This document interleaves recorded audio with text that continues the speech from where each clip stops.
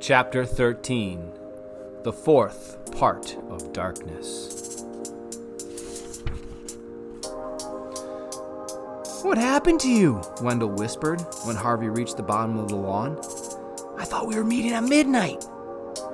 "I got waylaid," Harvey said.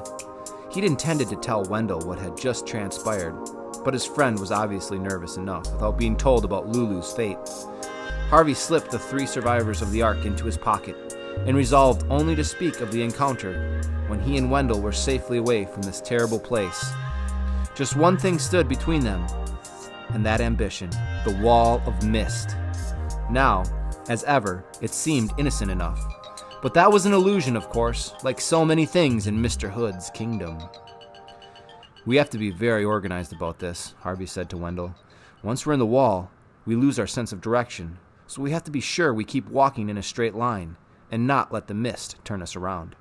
"How do we do that?" said Wendell. "I think one of us should go in first and the other one keep hold of his hand." "Me," said Wendell eagerly. I want to be first." "No problem. Then I'll keep my back to the house and keep guiding you. Who knows? Maybe the wall's so thin you'll just be able to pull me through." "We can hope," Wendell said. "Are you ready?" Harvey asked, extending his hand. Wendell took it. "Whenever you are," he said. "Then let's get out of here."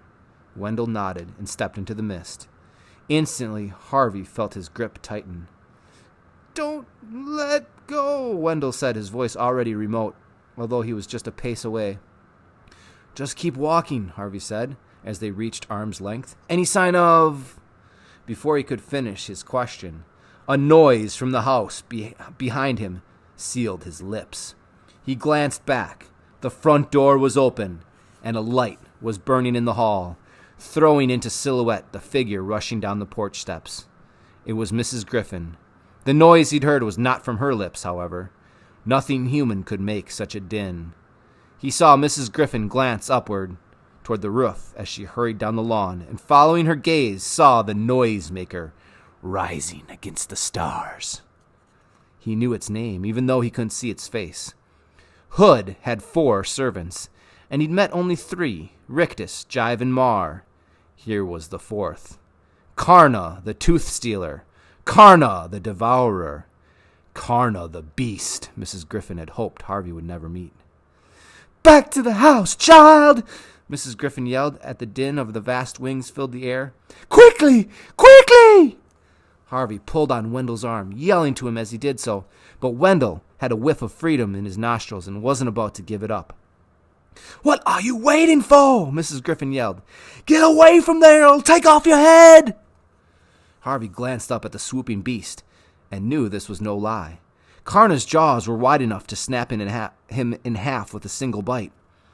But he couldn't leave Wendell in the mist. They'd begun this adventure together, and that was how they would finish it, dead or alive. He had no choice but to step into the mist himself and hope that Wendell had snatched a glimpse of the world outside and could pull him through to the street. As he took that step, he heard Mrs. Griffin say something about leading the way. Then he was blinded by the chill of the mist, and the sound of her voice became a garbled whisper. Karna's shrieks were not so hushed, however. They pierced the murk, skewering Harvey's thoughts, the way its teeth would skewer his head if the beast caught up with him. "Wendell!" Harvey yelled. "It's coming for us!"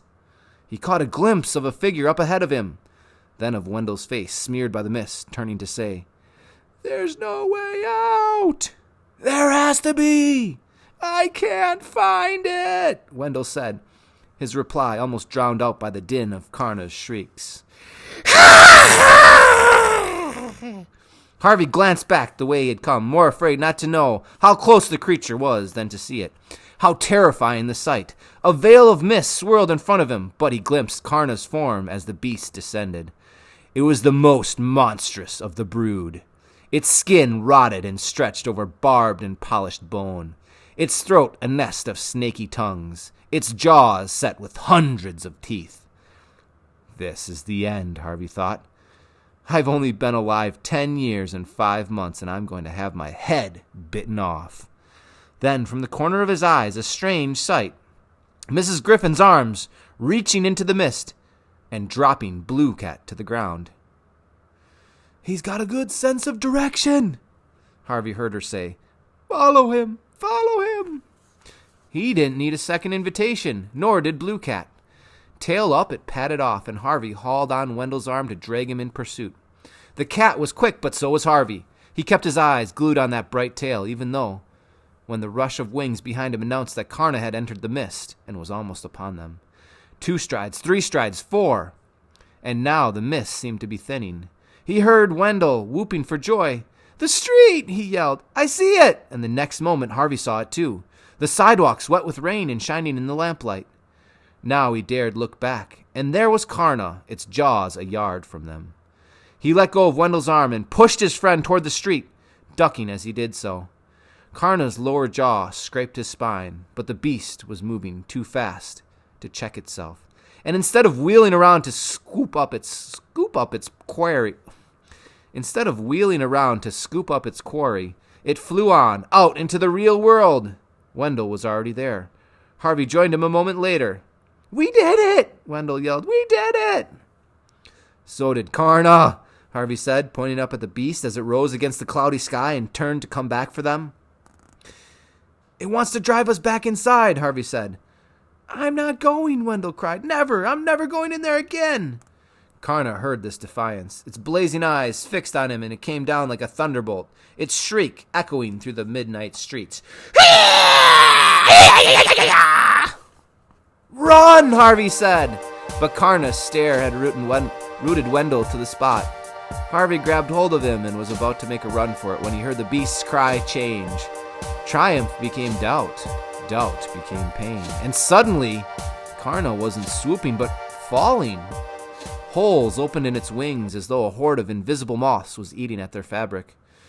It labored to climb the air again, but its wounded wings refused their duty, and seconds later it struck the street so hard it bit off a dozen of its tongues and scattered 100 teeth at the boy's feet. The fall didn't kill it, however.